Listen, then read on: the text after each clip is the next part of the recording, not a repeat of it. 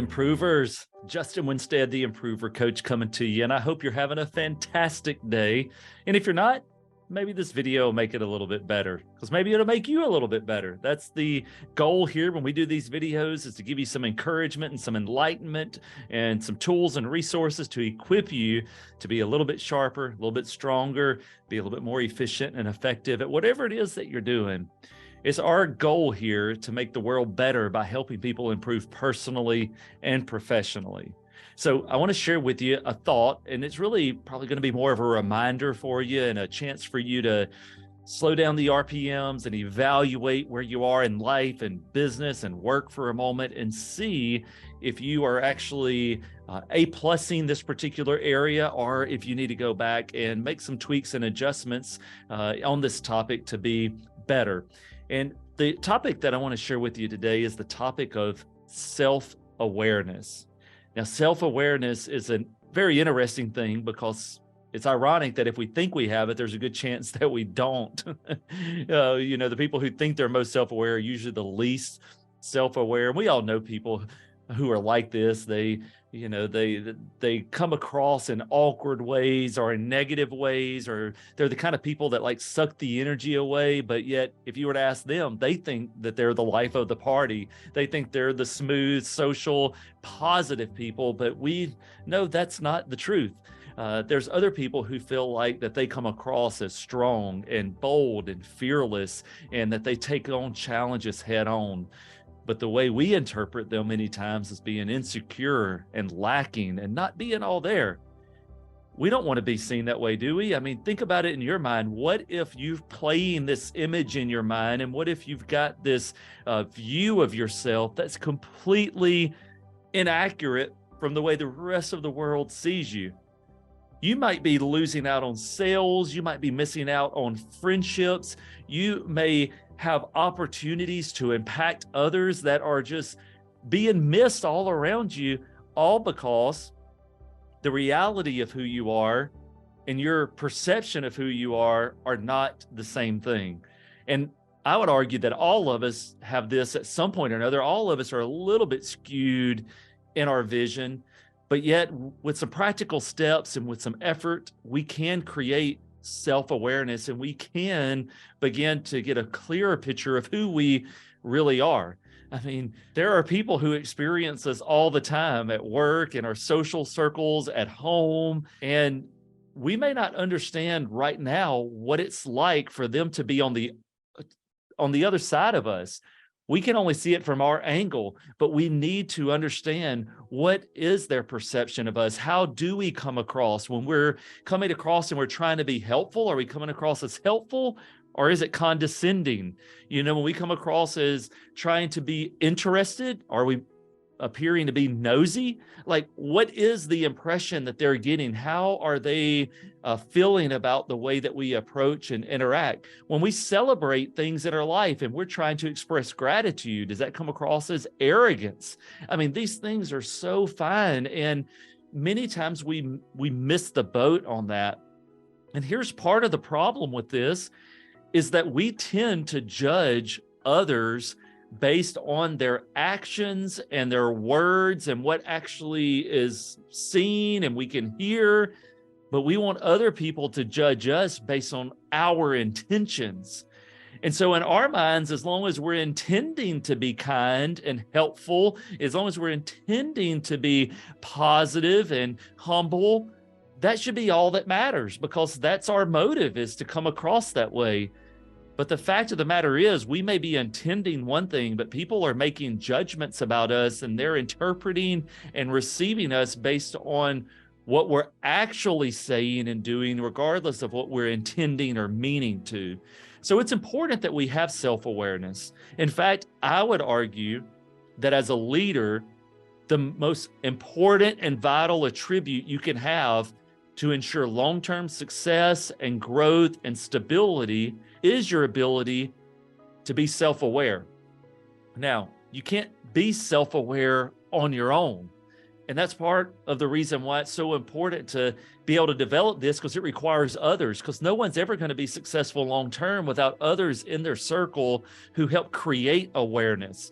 And people have insights and they have perception about things that we don't. And so if we don't surround ourselves with people, there are things we can't see, hear, and understand because we just don't have the minds to see it from all of those perspectives and angles. So the people that are around you and that need to be around you, they are so valuable to ensure your success and to help bring your vision to fruition, because they're going to see things that you can't see. So what do you do? How do you go about this? Where do you go from here if you're like, well, I'm not sure if I'm self-aware or not? Well, by questioning that, that's the first step, is to say, hey, I'm probably not as self-aware as I should be. Those people who know they're self-aware, the only way you can really know it is because you're already habitually and systematically creating these things that allow you to evaluate your perception. These are things like people who often do 360 evaluations or something like that. They're doing some type of peer review where they're intentionally and systematically soliciting feedback from others. There are also people who are involved in masterminds. These are small groups of individuals who get together with a primary purpose of building one another up and exploring issues and potentials and risk that maybe wouldn't otherwise be caught just by going throughout the daily action. So masterminds, in addition to these more formal reviews, but also just having friends around you that are willing to love you enough to call you out on your blind spots, that creates self-awareness.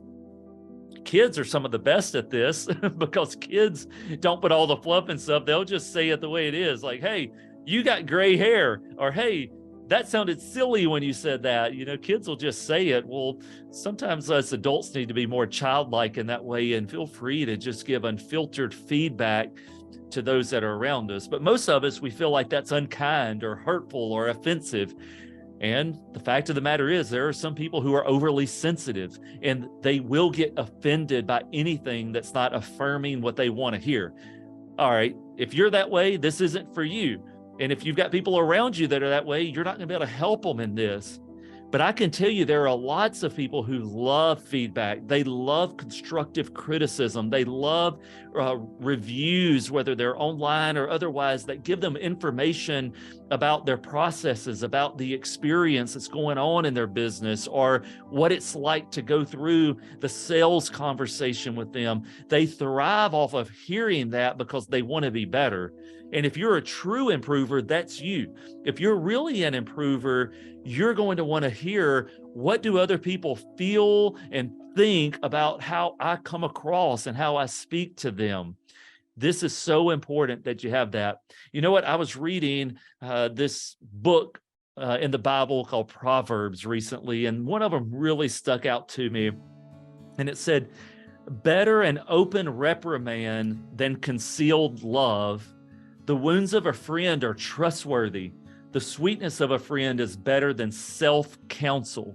Man, there's so much wisdom wrapped up in those few words, because an open reprimand is better than concealed love. You know what? I wonder how often people around us, in the name of love, they're hiding what they really feel, and maybe their intentions are good, but yet really an open reprimand, them saying, hey, that's not right for you to do that, or hey, that was rude, or hey, that's not the best way to go about this thing. That's actually a better kind of love, because you're trying to build up the person and help them out. The wounds of a friend.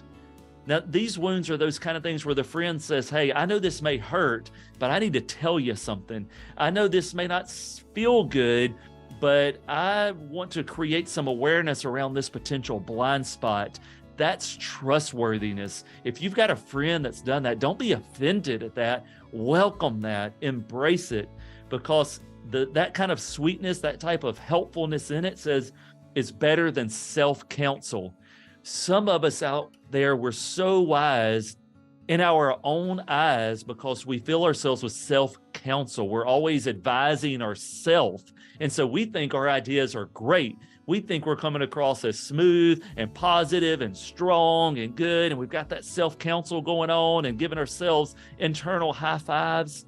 And what we really need is somebody to come along and say, hey, let me talk to you about what's really happening here. Now, on the flip side, some of us are too negative. We're beat ourselves up. We get inside our own mind and we let the imposter syndrome come in and just start beating us down. And that's not helpful either. And those other people around us that create awareness say, hey, you're not bad at that. You're actually really good at that. We appreciate it when you bring that skill or when you say that thing or you do that job. That's helpful to the situation. So look, this is a huge topic, way more than I can unpack on a short YouTube video, but just stopping for a moment and considering how others may view you, those in your circle and those you're trying to serve, those you really care about, is worthwhile. You can't go down the road of caring what everybody thinks. You can't try to please everyone in the world. It's not going to happen. There used to be a phrase that said, if you want to please everybody, go sell ice cream. But guess what? Even that doesn't make everybody happy, because some people can't have lactose. Some people don't like your flavor. Some people prefer sorbet or yogurt or custard. You know what? Somebody's always going to be happy no matter what you're doing. So you can't please all the people all the time, but you can think about your team members. You can think about your customers. You can think about your family members, your friends, and those that you desire to please, and say, how do I come across to them? And ask for their feedback. Ask questions like, what do you know about me that I may not know about me, but I should know about me?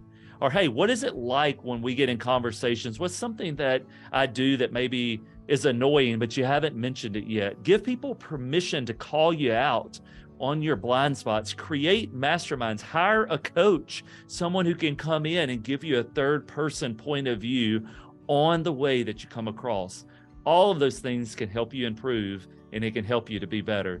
Hey, we'll see you on the next video. Stay good. Keep getting better.